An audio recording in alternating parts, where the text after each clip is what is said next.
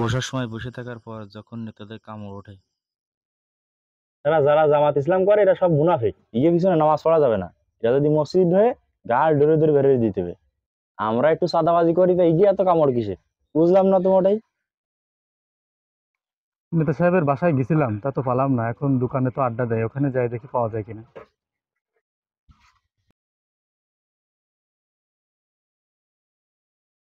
নেতা সাহেব, আসসালামু আলাইকুম। টুপি পাঞ্জাবি লাগি মোট দেখতে পারি না, তারা সামনের মোট পড়ায় চলে আসে।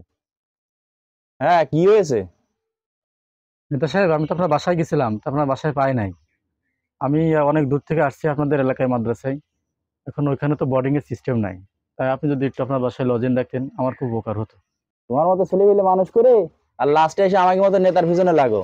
200-500 টাকা বেতনের চাকরি করে বা আমাকে মতো বাবা নেতার পিছনে তোমরা লাগো। আমরা সাদাবাজি করি, তোমরা সেই কথা আবার কও। তোমার মতো ছেলে পেলের কোনো স্থান আমার বাড়িতে নেই। অসৎ পথে চলে যারা, তাদের তো সত্য কথা গায়ে লাগবেই।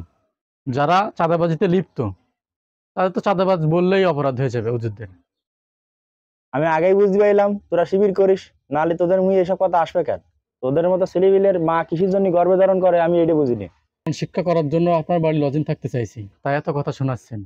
অথচ পরিশেষে আপনার বাসায় কেউ মারা গেলে তখন আমাদের মতো হুজুরদেরই লাগবে না জানাজা পড়ানোর জন্য, দাফন করার জন্য। এই তুই এখান থেকে যা, তো তোর মতো হুজুর আমার লাগবে না। তো হুজুর হুজুর দিয়ে আমার জানাজা পড়া লাগবে না। আমার জানাজা আমার ছেলেপিলেই পড়বে না। তুই এখান থেকে যা। তাহলে আর কি, যাই অন্য জায়গায় যে চেষ্টা করে দেখি। এমন এ, তোর মন খারাপ কেন রে? আঙ্কেল, আমি তো আপনাদের মাদ্রাসায় নতুন এসেছি। এখন এখানে তো বোর্ডিং এর সিস্টেম নাই। তাই ভাবলাম যে নেতা এই এলাকার বড় লোক, তাই ওনার বাসায় লজিং থেকেই আর কি পড়াশোনা করব। তো উনি যে ব্যবহার দিলে তার বলার মতো না, খুবই কষ্ট হয়েছে। কেন, কি কয়েস তোর? সে তো অনেক কথাই বলেছে আঙ্কেল। সবচেয়ে কষ্ট পাইছি কোন কথায় জানেন? বলেছে কি, যে আমাদের মতো হুজুর সন্তান পেটে ধরেই মারা খুব ভুল করেছে।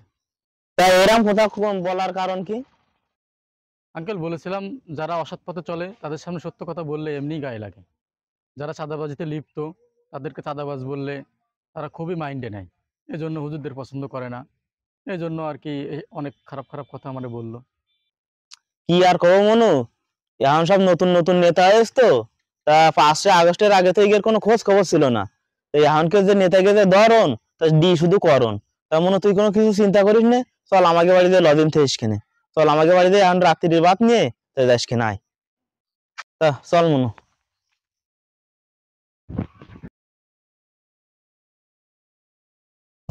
প্রতিদিনের মতন আজকেও কাগজের বাসায় খাবার আনতে যাচ্ছি।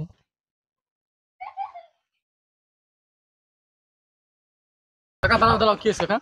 আরে ওই যে আগের দিনকে যে তোর যে নেতা অপমান করিল না, সে নেতা তো মরে গেছে। তাই এখন তো লোকজন জানাজা নিয়ে গেছে, তোর অপমান করিল। তাই এখন তো কেউ জানাজা পড়াইতেছে না। তা কি দেখি করা যায় কদিন। আপু, আমি তো সে কথা হুজুরে জানাই দিছিলাম যে আমার এরকম অপমান করেছে, লজিনে রাখবে না, তারপরে অপমান করেছে।